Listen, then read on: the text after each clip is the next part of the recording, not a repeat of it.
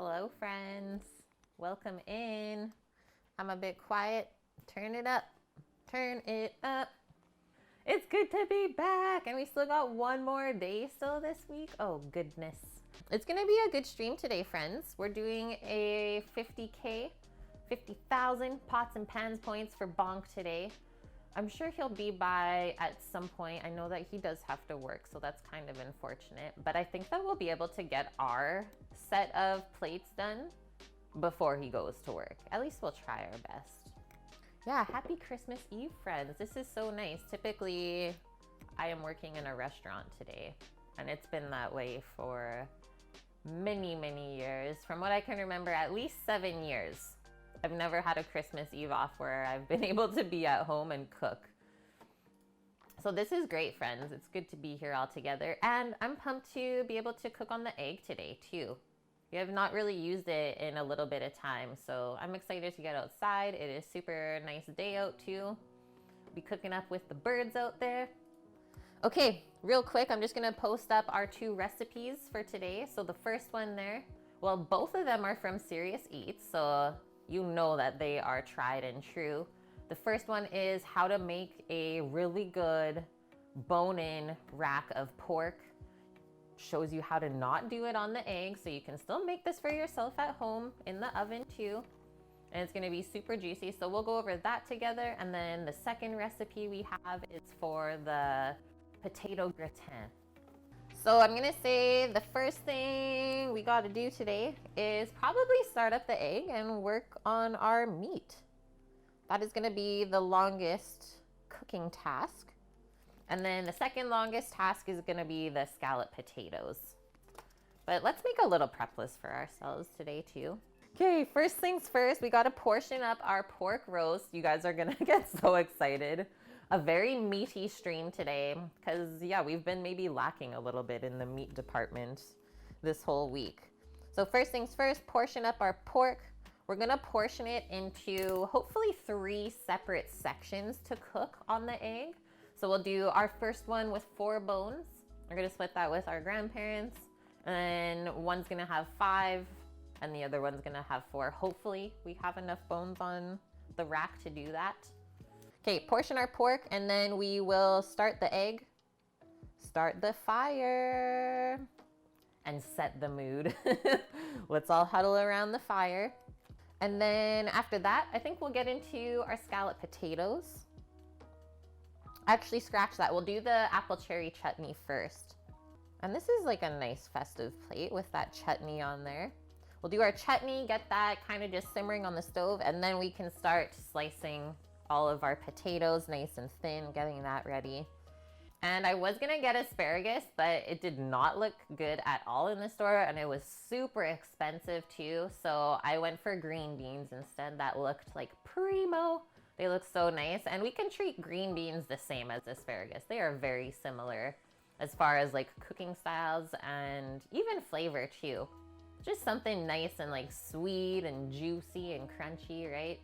Okay, so for beans, we just have to clean them, right? Take the tip and top off if it doesn't look too good. And then underneath, I'll put our garlic butter. As far as the cooking on the pork goes, I think it's gonna take a few hours, maybe 2. I think it's gonna probably take 2 hours for our portion, and then maybe half an hour resting time, and then we're good to go. But we've never really done pork in this way before, so this is also something new for us today. We get to learn something together. Okay, I'm gonna get that out of the fridge. Let's get our big cutting board out as well.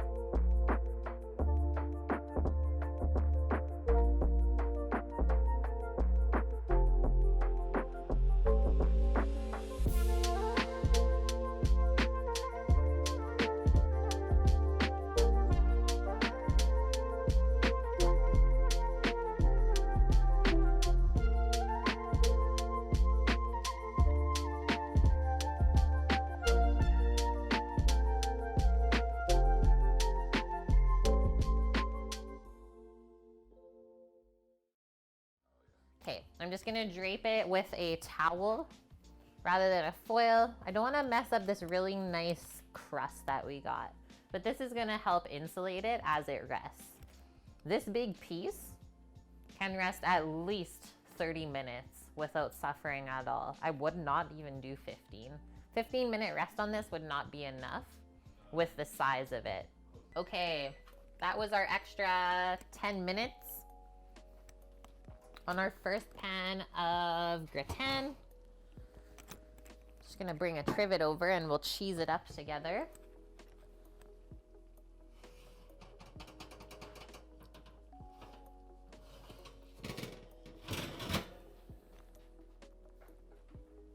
I don't like this recipe.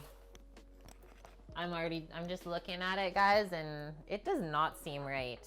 And we even added a ton of extra potato to it. Why would they make a recipe that's not good though? Like, to me, that should soak in. That should soak in? Yeah. Okay. I guess as long as we let it rest long enough. Like it's gotta rest at least a half an hour. And it's still gonna cook another like 15. Yeah. Okay. Yeah. We'll be all right. So you're gonna cover that with cheese now, and then you're gonna cook it again, and then we'll rest it 15 minutes. Guaranteed that will soak back. It'll be okay? Okay. I'm just saying, I've never made gratin like this. Usually there's flour. Yeah. Hey, I wanted to give the recipe a chance. Or toss the potatoes in the flour. You chose the right potato that has a lot of starch versus wax, so the potato starch should cook out. Also, you didn't cook the potatoes firsthand. Yeah. So they should. It'll soak everything up. It should absorb. I think so. Trust. Trust? Trust. Yeah, trust. Trust. I think you're okay. Trust.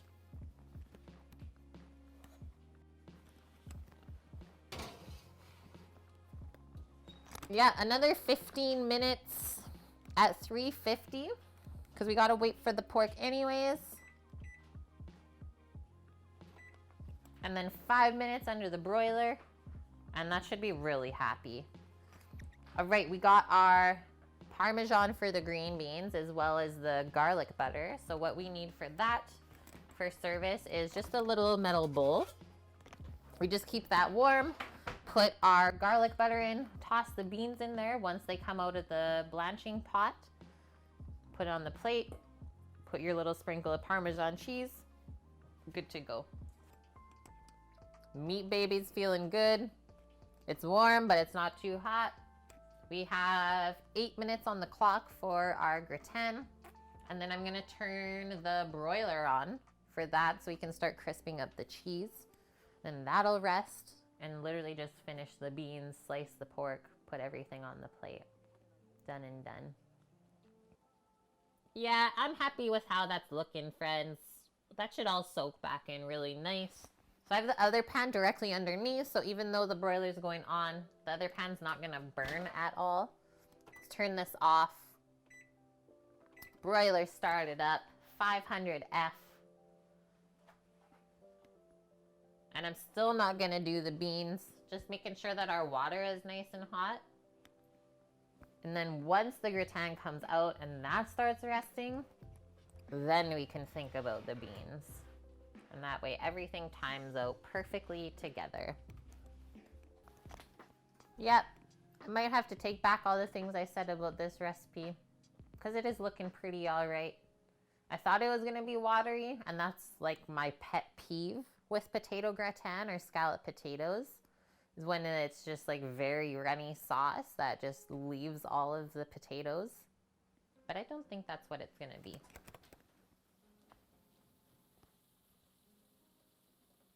Okay, I think that looks perfect.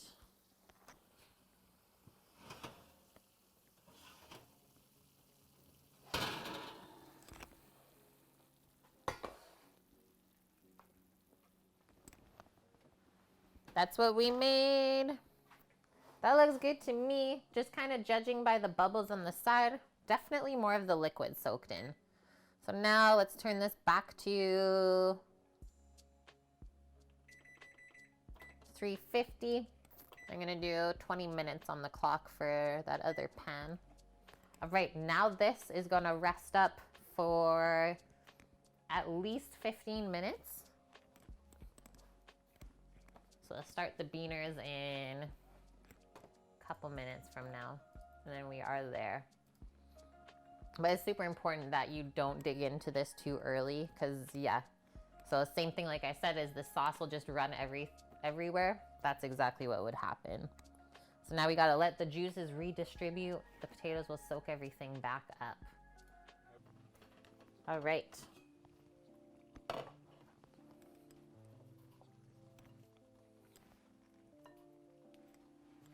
One and two.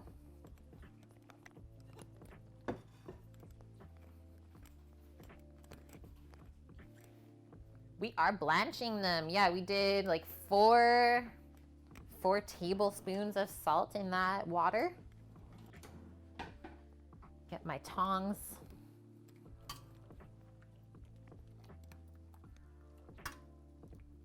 Then you'll notice the beans will go like a nice deep green color too when we blanch them. That's also why we add salt. I just like green beans blanched. That's a hard one to say 5 times fast. Green beans blanched. I think that I don't know, they stay really sweet and juicy in that way. And I find that like roasting a green bean, they usually just dry out.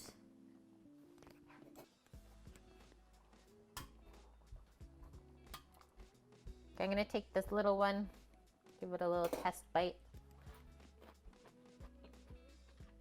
Those are really good. Wow, they're so beany.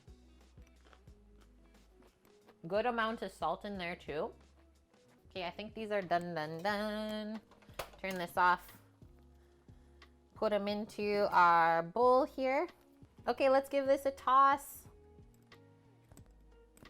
Nice spoonful of garlic butter. Where's our tongs?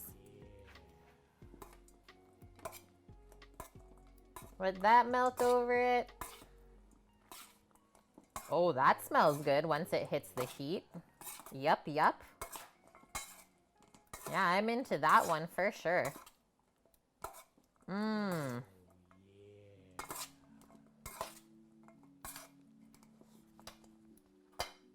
All right. Beans are aside. Gratin I'm gonna put aside as well. Stay warm back here while we get the pork in order. I'm gonna cut from this side, guys. And the only thing is when we get down to the chain at the back here, that might be hard to cut through. I'll probably end up using the cleaver again for that. Okay, I'm gonna just go for the slice and work with what we end up with. So first I'm following the angle of the bone, so it's kind of angled this way.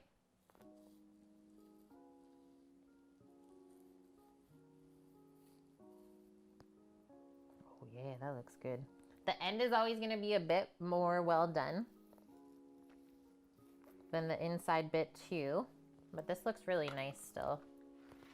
Just gonna turn it so that's easier for me to see.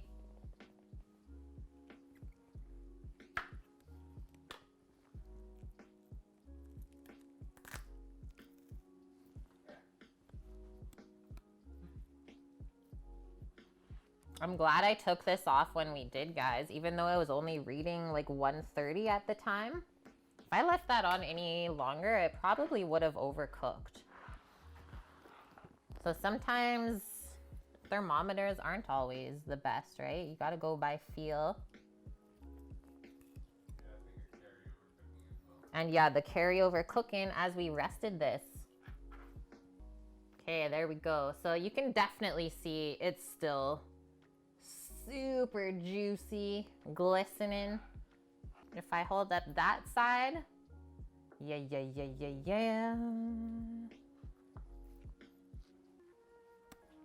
Hot pan of potatoes.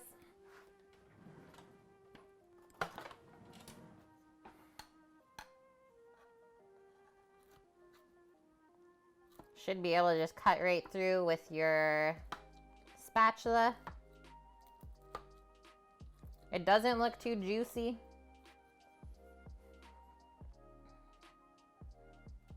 I think we could get four portions out of this. I also just want to see how it looks. It's a pretty good amount.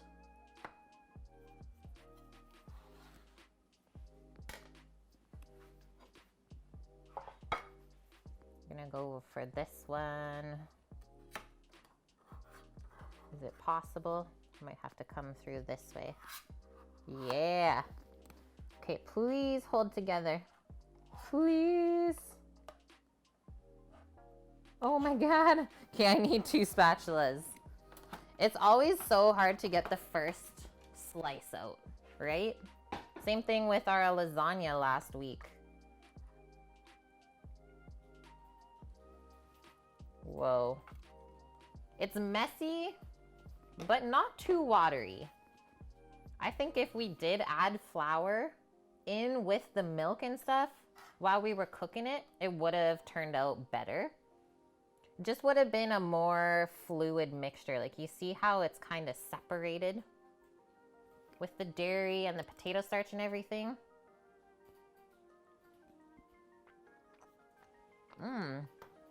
Nice like sweet flavor though. Okay, next one. Our garlicky green beans.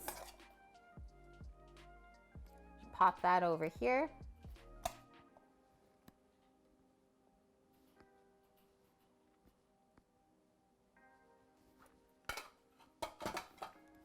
Our pinch of parm.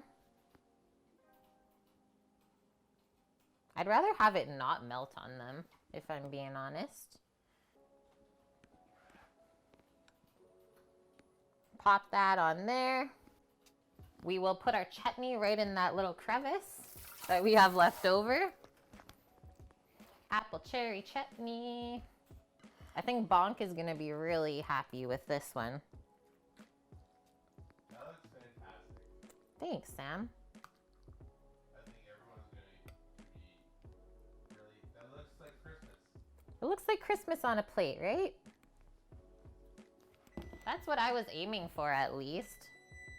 Okay, well, maybe we should start with the pork, right? Because that's what took the longest to prepare today. I'm gonna start with this bit right here. Honestly, I love this part of the pork chop. There's so much flavor in there. And like that bit of dark meat by the bone. So nom. So our rub ended up being really nice too.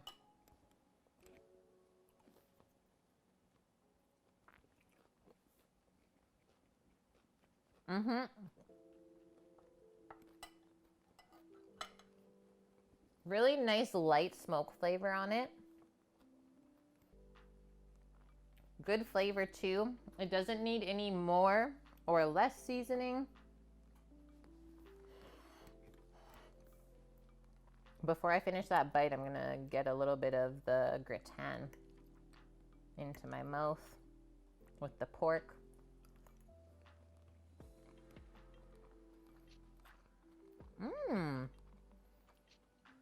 Got a nice flavor in there by steeping the dairy with the aromatics. So I got a good little sweetness. That's gonna need some more salt for sure. So I'm definitely gonna salt that now before we put the final cheese layer on our other pan. Because yeah, it's quite sweet once you add all the dairy, the potatoes, and like the cheese, right? But nice flavor nonetheless.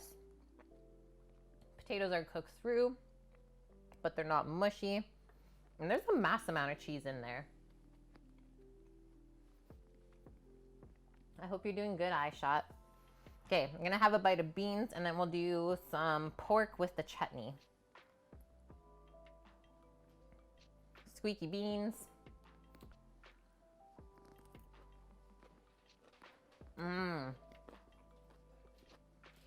My favorite beans. Garlic butter parm.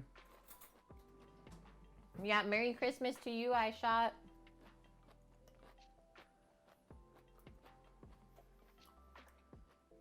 Thanks, Bran. You would love it. You would love it. Wood crush. It's good. Yeah, just a bit of salt on the potatoes and those will be banging.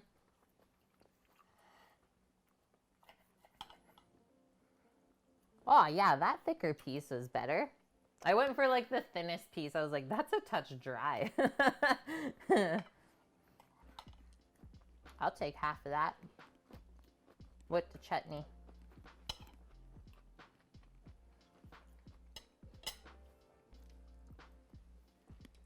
Oh.